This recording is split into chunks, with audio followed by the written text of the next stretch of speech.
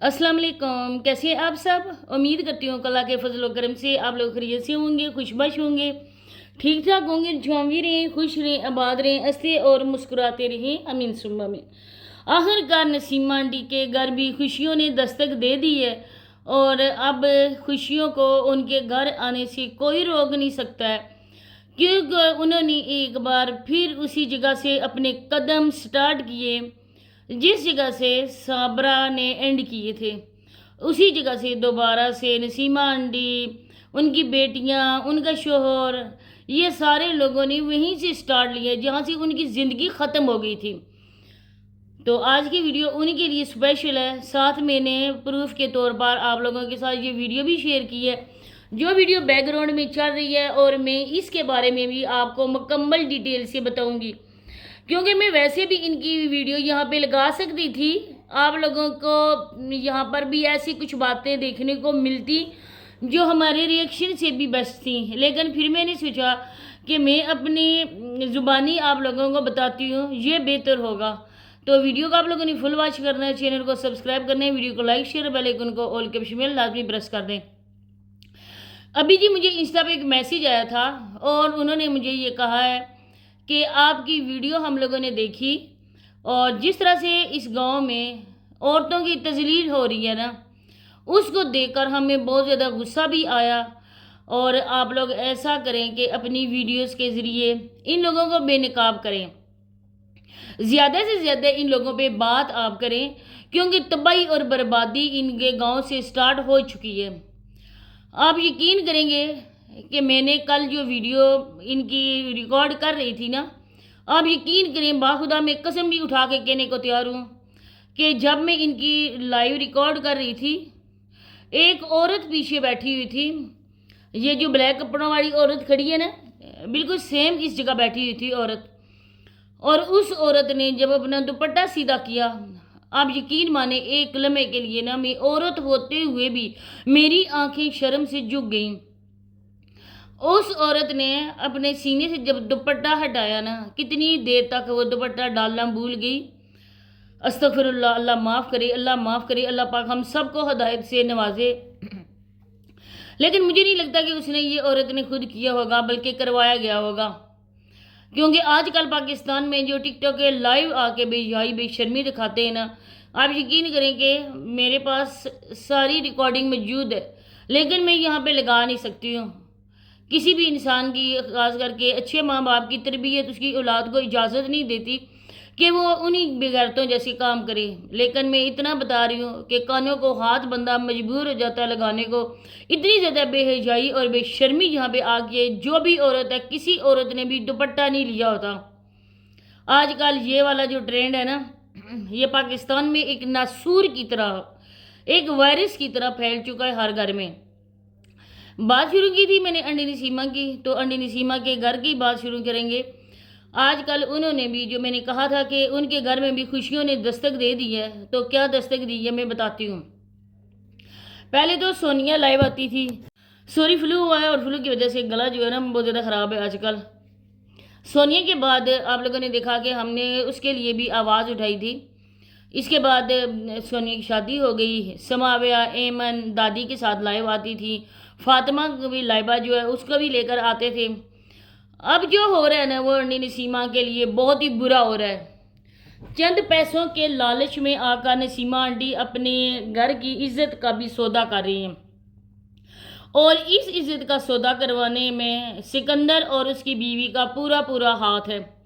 आज किसी ने लाइव रिमशा को बोला कि रिमशा आए इधर, मुझे रानी आपसे बात नहीं करनी, बल्कि मुझे रिमशा से बात करवाएं। रिमशा सामने क्यों नहीं आ रही? जब रिमशा सामने आई तो उन्होंने कहा कि हमें ना, रिमशा ने उसको बोला कि मैंने आपको इनबॉक्स में मैसेज कर दिया है, आप वो मैसेज पढ़ लें। इसके अलावा उस बंदे ने बोला कि आपने इतनी औरतों को बैठाया हुआ है, आप लोग बहुत गलत कर रहे हो।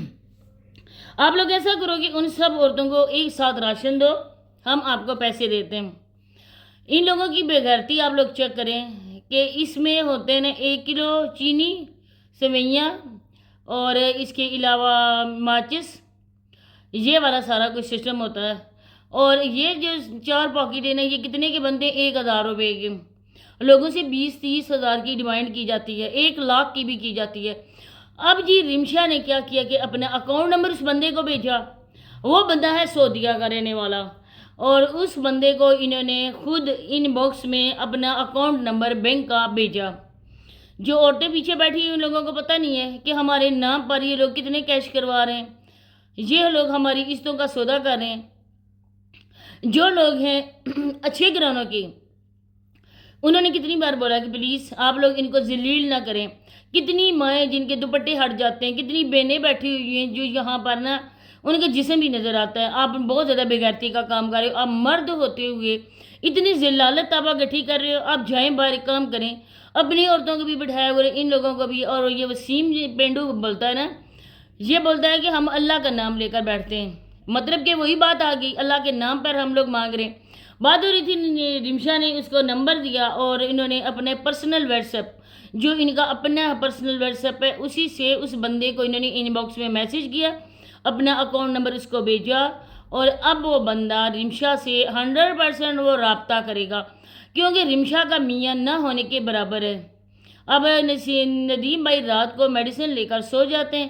رمشا کے ہاتھ میں موبائل ہوتا ہے.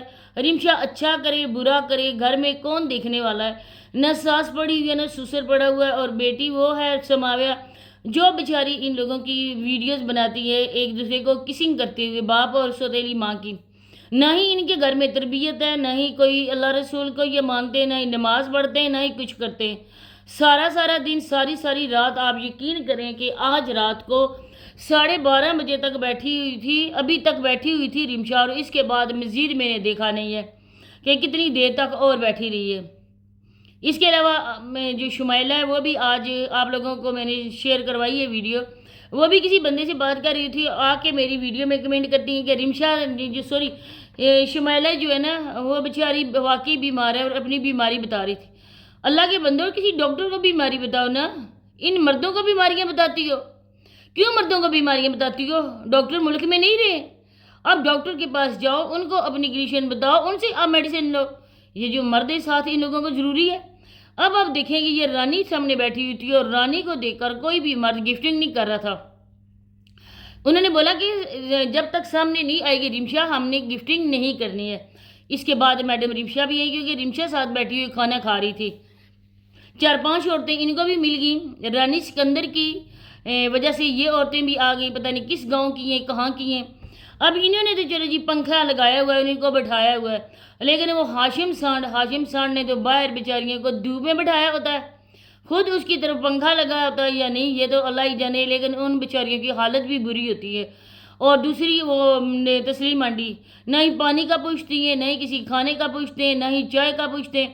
آگے پیچھے سے اکٹھا کر کے انہی کے نام سے یہ پیسے لیتے ہیں.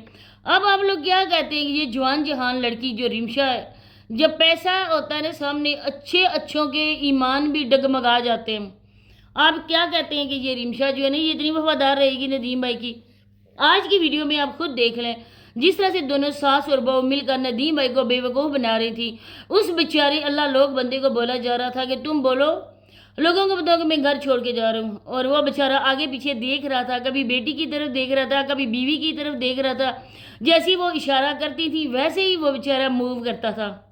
اب ان لوگوں کو شرم آنی چاہیے. اچھا بیوی کو نہیں ہے، بیٹی کو نہیں ہے، ماں تو ماں ہے نا، کیوں اپنے بیٹے کا مذاق بنا رہی ہو؟